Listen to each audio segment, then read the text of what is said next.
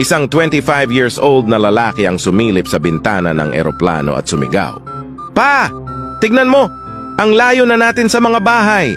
Ngumiti lang ang kanyang ama, pero ang magkasintahang katabi nila sa eroplano ay tumingin sa anak niya ng masama dahil ito ay asal bata. Pa! Tignan mo! Ang liit na ng mga kotse! Ngumiti lang ulit ang kanyang ama, pero ang magkasintahang katabi nila ay naiirita na sa anak niyang asal bata. Pa! Tignan mo, sinusundan tayo ng ulap! Ngumiti lang ulit ang kanyang ama. Pero ang magkasintahang nasa tabi nila ay di na nakapagpigil at biglang nagsalita.